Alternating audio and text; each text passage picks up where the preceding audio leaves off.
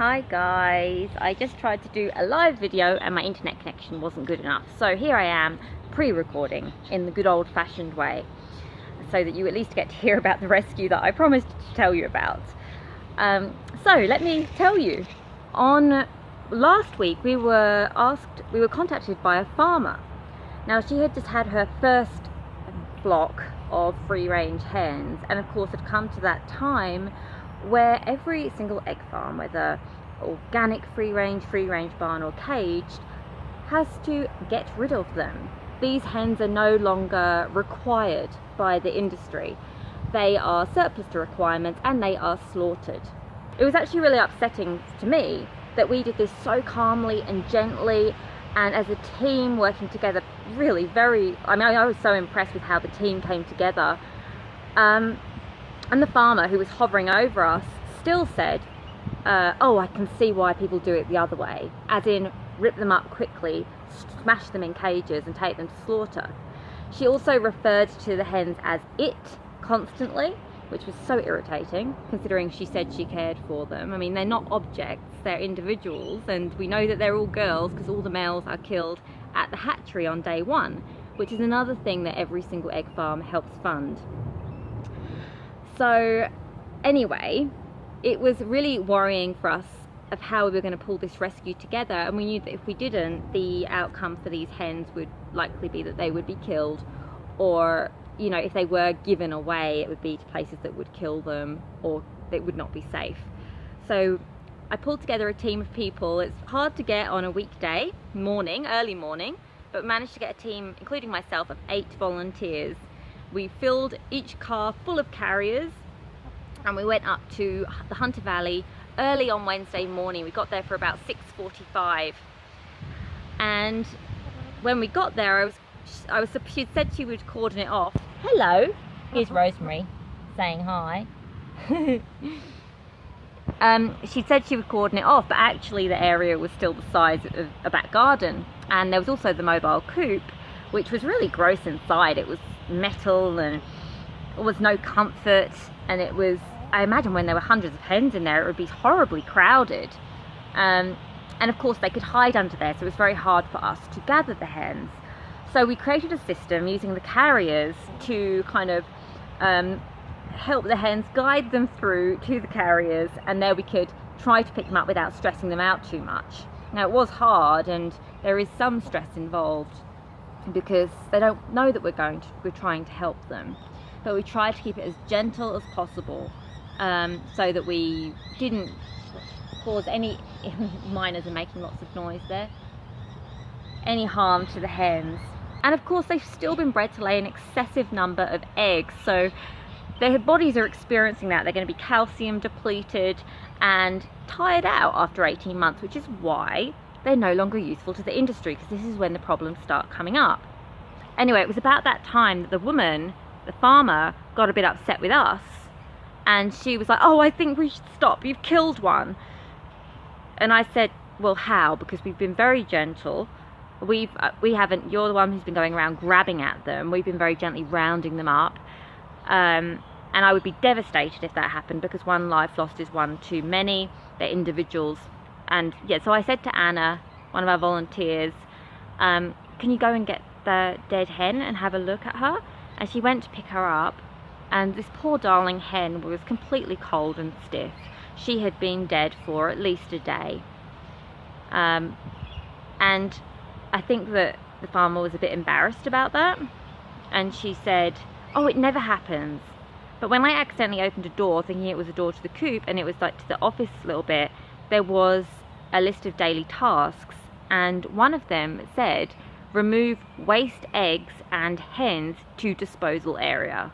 So on a daily basis there's waste hens, as like broken eggs, and waste hens as in dead, to disposal area. And that was upsetting, and it just goes to show that they're just seen as commodities. So we continued, and it was very challenging because there were so many more hens, but we really worked together as a team. Everyone looked to see where we could fit more hens in without overcrowding, and somehow we did it. and we fit 218 hens safely into carriers when we were prepared for 150. But one thing I will remember is Beck and Ben, volunteers, commando crawling under the mobile coop through the poo to get those hens out that were in there, so that we could ensure we got every single hen. Then we went on our very long journeys. We had different foster homes. A lot of you know that hen rescues run out of our rented back gardens. Me and Anna have what we call vegan micro sanctuaries, where we have a small number of hens, because that's how we usually have the special needs ones here. And so we had to use the wonderful sanctuaries, Little Oak Sanctuary, a Poultry Place Sanctuary, and some brilliant foster carers, Lorraine Parker and Sharon Hollins, to help us foster these hens so that they would be safe and cared for whilst we vet the many adoption applications that have come through. And we have had nearly 100 adoption applications that we will be working through. We're doing it today, we're doing it tomorrow, over the weekend, and next week, to try and get these hens into their permanent homes, but also make sure that those homes are safe, loving homes that really love hens and not eggs, that don't treat them as egg laying machines.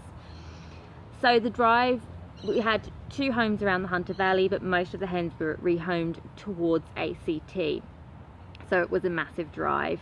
And when we unloaded them, it was almost the evening, and the hens were, you know, they were worried about the fact that they couldn't go to their usual place for bedtime. So all the hens are now in foster homes in these wonderful sanctuaries, and we're covering the costs of feed, any vet care, any costs that come up, and of course there were petrol costs because it was fairly high. So anyone that can donate, we'd be so grateful. You can donate at henrescue.org/donate, or become a hen hero, where you who really helps sustain our organisation, where you pay any amount that you would like, from $1 a month. It really adds up, and that's what keeps us going.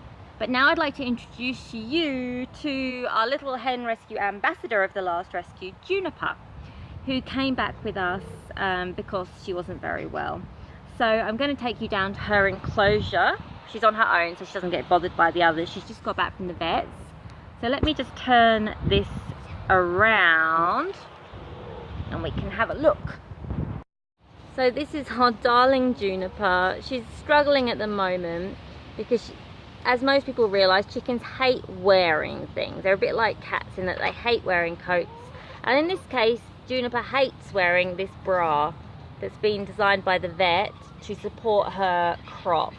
Now what's happening is the food is not going through properly. It's all stuck in her crop, so it needs to be held up, and she needs to be on some anti-inflammatories there. So she's doing quite well. She's eating and drinking, but her x-rays showed that her bone density is terrible.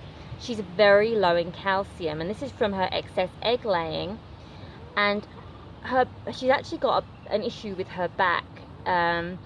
So whether that's from a previous trauma or from lack of calcium, we don't know, but it's affecting her nerves, which could be why she can't process the food properly.